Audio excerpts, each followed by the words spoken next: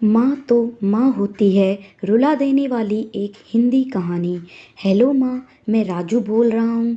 कैसी हो माँ? मैं ठीक हूँ बेटे। ये बताओ, तुम और बहू दोनों कैसे हो? हम दोनों ठीक हैं माँ। आपकी बहुत याद आती है। अच्छा सुनो माँ, मैं अगले महीने इंडिया आ रहा हूँ तुम्हें लेने। क्या? हाँ माँ, अब हम सब साथ ही रहेंगे।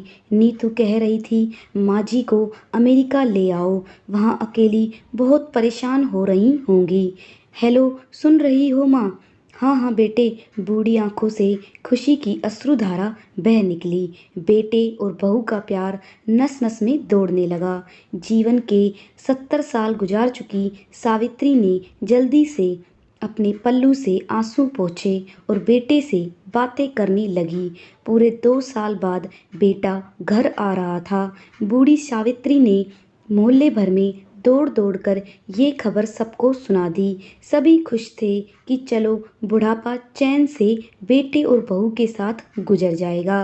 राजू अकेला आया था। उसने कहा कि माँ, हमें जल्दी ही वापस जाना है, इसलिए जो भी रुपया पैसा किसी से लेना है वो लेकर रख लो, और तब तक मैं किसी प्रॉपर्टी डीलर से मकान की बात करता हूँ। मकान? माँ ने पूछा। हाँ माँ, अब ये मकान बेचना पड़ेगा, वरना कौन इसकी देखभाल करेगा?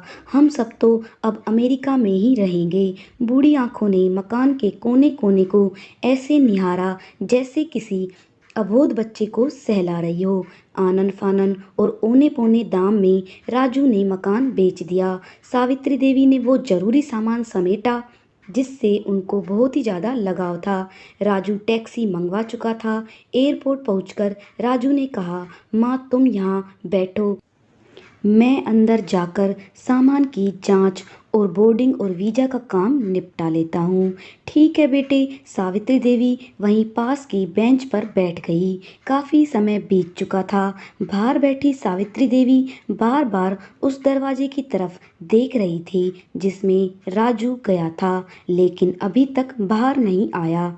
शायद अंदर बहुत भीड़ होगी सोचकर बूढ़ी आंखें फिर से टकटकी लगाए देखने लगती।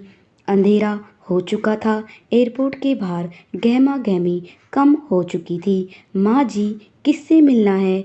एक कर्मचारी ने वृद्धा से पूछा। मेरा बेटा अंदर गया था टिकट लेने, वो मुझे अमेरिका लेकर जा रहा है, सावित्री देवी ने घबरा कर कहा। लेकिन अंदर तो कोई पैसेंजर नहीं है। अमेरिका जाने वाली फ्लाइट तो दोपहर में ही चली गई।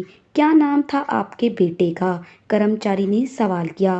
राजू। सावित्री के चेहरे पर चिंता की लकीरें उभर आई। कर्मचारी अंदर गया और कुछ देर बाद बाहर आकर बोला, माँ जी, आपका बेटा राजू तो अमेरिका जाने वाली फ्लाइट से कब का जा चुका। क्या? वृद्धा की आंखों से आंसुओं का सैलाब फूट पड़ा।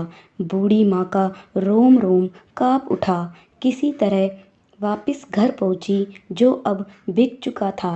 रात में घर के बाहर चबूतरे पर ही सो गई। सुबह हुई तो दयालु मकान मालिक ने एक कमरा रहने को दे दिया। पति की पेंशन से घर का किराया और खाने का काम चलने लगा। समय गुजरने लगा। एक दिन मकान मालिक ने वृद्धा से पूछा, माँ जी, क्यों नहीं आप अपने किसी रिश्तेदार के यहाँ चली जाएं? अब आपकी उम्र भी बहुत हो गई, अकेली कब तक रह पाएंगी? हाँ, चली तो जाऊं, लेकिन कल को मेरा बेटा आया तो यहाँ फिर कौन उसका ख्याल रखेगा? आंखों से आंसू आने लग गए दोस्तों। बेटा अपनी माँ को छोड़ वापस विदेश चला गया, लेकिन वो माँ अभी भी अपने बेटे की चिंता कर रही थी। विनती, माँ बाप का दिल कभी मत दुखाना। शिक्षा, माँ तो माँ होती है।